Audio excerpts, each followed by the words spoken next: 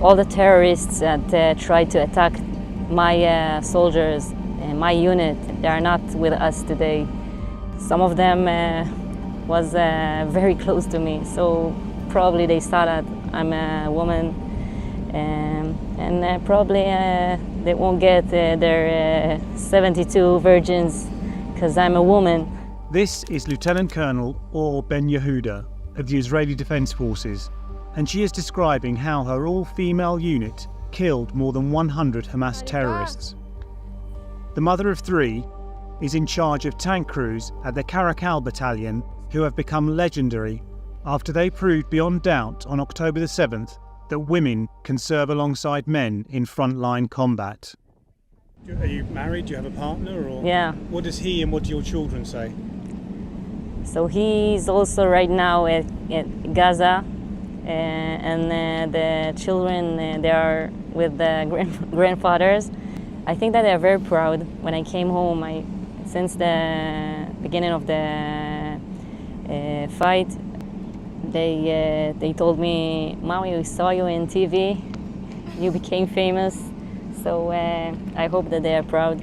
The unit is based in southern Israel, and when Hamas fighters streamed across the border from Gaza, they were one of the first IDF units to respond. In the early hours of October 7, as Hamas fighters stormed into Israel using bulldozers to smash through fences, many of the Caracal Brigade were at home on well-earned leave. But within minutes of getting alarm calls from commanding officers, they raced into action and sped to their base, knowing they had not a moment to lose. At October 7th, I got called from one of my commanders in the north. He told me that they can hear red code alert and lots of bomb and rockets everywhere. Some of them just bombed in the base. He called me again and asked me to help him and his soldiers at Sufa base. It's near Kibbutz Sufa, and we all knew our mission. Our mission is to defend the civilians over our area, and we drove over there. And when we came over there, we saw and we also hear lots of bomb and rockets and also guns and shooting everywhere and grenade. That's the moment I realized that this is something big. Lots of terrorists that attack this base, and also all the kibbutzim nearby Gaza, and our mission was to stop them over there. Once there, they spotted the gaping holes in the fences and terrorists swarming through, hundreds of them. The unit had their orders and they followed them to the T, eliminating the terrorists with gunfire and tank rounds, and in some cases even running over them with their 65-ton tanks. Through a 17-hour tank battle, the women fought off terrorists at kibbutz near Sufa and Holit in southern Israel, killing 100 of them and not sustaining any casualties amongst themselves. The area was eventually cleared when members of the Navy Special Forces unit arrived to join the battle, but by then most of the bloody work had been done by the women. We were stronger. We surprised them. The reason that there was a big success because none of them expect us to came out from our bases with the tanks and also the infantry soldiers and the drive from the south to the north. That surprised them. Do you think they were surprised to see women soldiers?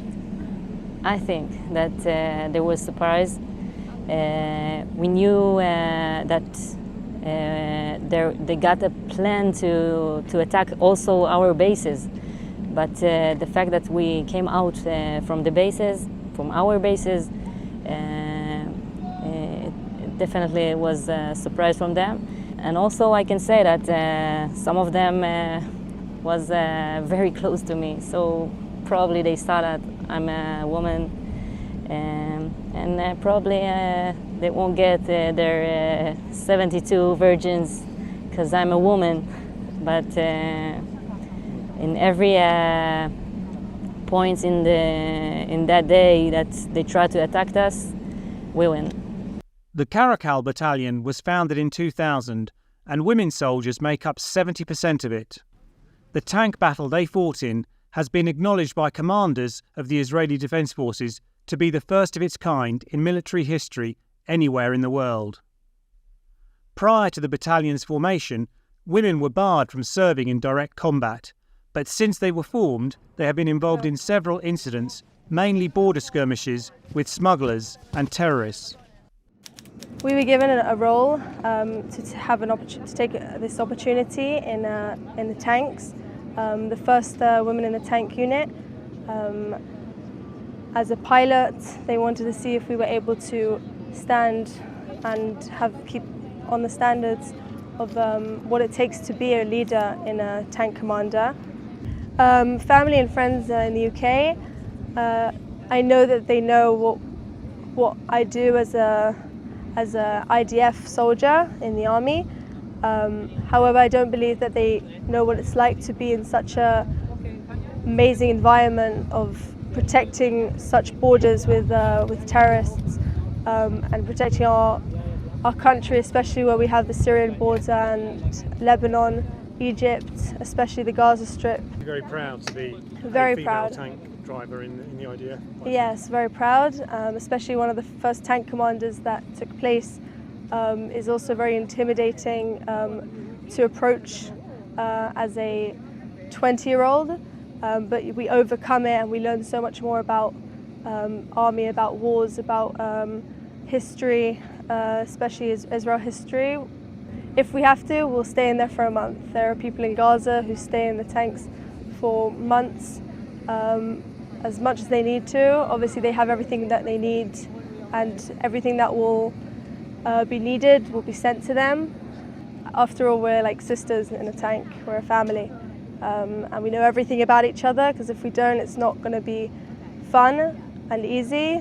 So there's definitely a great communication. It's a good camaraderie. Yeah, these are our girls, these are my girls for life, and they know everything about me and I know everything about them and their families, and they know everything about my families, and that's one way to make a war much easier together.